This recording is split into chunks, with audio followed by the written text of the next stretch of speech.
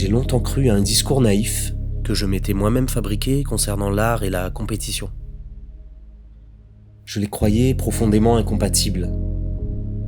J'avais catégorisé avec une assurance prétentieuse l'art du côté de la poésie et du sensible et relégué fatalement la compétition au sport et à la performance.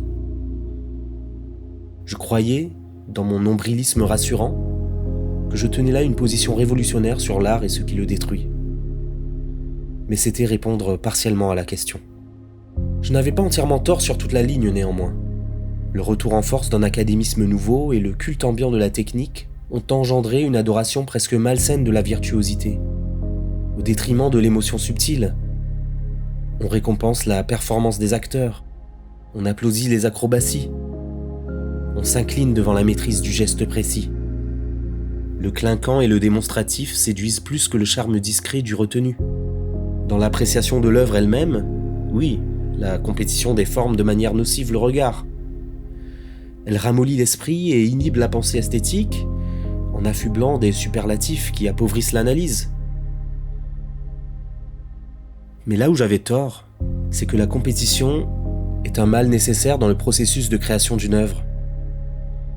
J'ai vu trop d'artistes se complaire dans une individualité familière qui les a habitués à la médiocrité.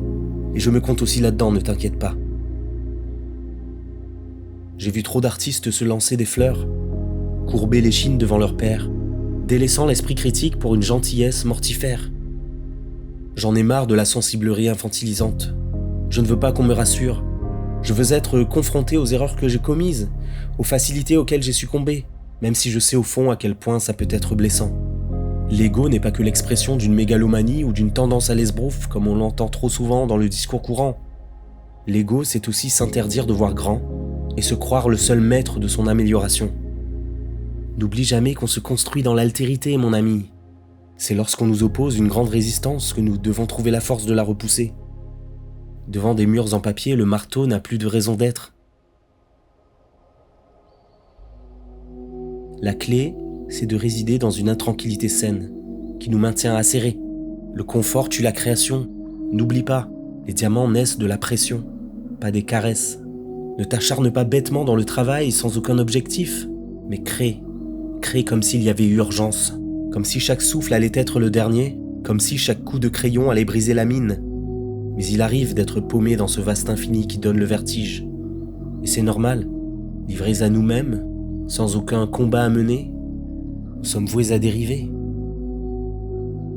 Alors oui, la compétition peut être source de pression et d'angoisse, mais elle peut aussi amener de l'émulation, de la motivation et de l'inspiration. Au lieu de chercher dans ton coin tout seul, comment développer ton style, comment mieux exprimer ce que tu as en toi, ou t'améliorer dans ton domaine, si jamais parfois t'es paumé comme moi, alors c'est peut-être un peu artificiel, je le reconnais, extériorise ton chaos intérieur, trouve-toi un rival. Je sais, ça sonne comme le discours suffisant d'un coach de vie qui n'a jamais rien connu à cette dernière, et Dieu sait que je déteste ça. Mais je me fais ici volontairement provocateur pour secouer les poussières dont tu t'es laissé recouvrir. Laisse-moi m'expliquer 2 minutes et tu verras que ce n'est pas si déconnant. Je sais trop bien que l'on a tendance à s'autoflageller. Je sais qu'il y a beaucoup de haine qui subsiste encore, et que le simple regard des autres est déjà une pression pour notre petite confiance en nous. Alors pourquoi se rajouter un obstacle supplémentaire ? Eh bien accroche-toi mon salaud, c'est justement pour ça qu'il te faut de l'adversité. Je crois justement que nous nous sommes trop laissés aller dans le monde contemporain à une forme de copinage néfaste et faux cul. Nous n'avons plus véritablement d'ennemis, nous rions presque du concept de combat dont il nous paraît désuet. Et si c'était parce que nous n'avons plus d'adversaires que nous reportons sur nous-mêmes cette colère, cet auto-sabotage, cette tendance à la léthargie et à l'autodestruction ? L'introspection a bien des qualités, oui. Mais elle a ramené avec elle cette recherche éperdue en nous-mêmes, des monstres qui ont déserté nos placards et le dessous de nos lits.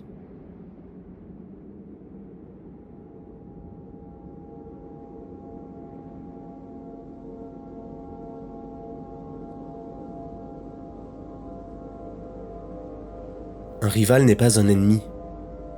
C'est celui qui a les mêmes aspirations que toi et qui te pousse inlassablement dans tes retranchements. C'est celui qui te tient en échec avec le sourire, celui qui te désarme avec des mots doux, celui qui te met toujours, quoi que tu fasses, une longueur alors que tu crois enfin l'avoir rattrapé. celui qui te rend fou de rage et te fascine à la fois. Je ne parle pas d'une comparaison malsaine qui va te bouffer la vie, juste de cette faim qui doit te prendre aux tripes et te donner envie de dévorer le monde. Je ne te demande pas de chercher de manière masochiste un harceleur néfaste, un hater décérébré qui n'apporte rien de constructif. Un rival doit être dur avec toi tout en étant inspirant. La lutte n'est pas forcément synonyme de violence. Elle peut s'exprimer d'innombrables manières, à toi de les inventer. Ce rival, ça peut être quelqu'un, quelque chose, un concept, une limite physique. Et si tu n'en trouves pas, crée-le de toutes pièces. Fantasme-le. Donne-lui ces qualités qui attaqueront sans cesse tes propres faiblesses et érige-le comme un Dieu vivant qui t'oblige chaque jour à l'humilité. Car crois-moi, il est aisé de se laisser distraire par les petits succès insignifiants que l'on obtient. La véritable réussite artistique, c'est avant tout l'épanouissement de son expression intime, je le sais. Et pour moi, l'intime ne doit pas empêcher l'ambition. Toutes les bonnes histoires ont un opposant au héros qui lui font tout remettre en cause. Je le répète, forge-toi ce rival. Ton rival bien à toi. Puisque le meilleur moyen de s'endormir sur ses convictions bien moelleuses, c'est de n'avoir en face de soi que le confort de son indulgent égoïsme. Voilà où la création et la compétition se doivent de cohabiter. C'est de cette friction que naissent les grandes œuvres. Celles qui sont nourries par le désir insatiable et brûlant, non pas de changer le monde, non pas d'être le meilleur parmi les meilleurs, mais de simplement surpasser son rival. Quelle que soit la forme finale de la création. Cela peut être une aquarelle délicate ou un roman fleuve de plusieurs tomes. La réception de l'œuvre n'est plus du ressort de l'artiste.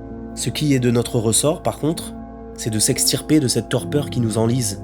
C'est de s'élancer au-delà de nos propres barrières. C'est de se défaire des poids dont nous nous sommes involontairement lestés. Et pouvoir peut-être un jour, enfin caresser ce fantasme de défier des yeux celui qui a maintenu en nous ce brasier intérieur.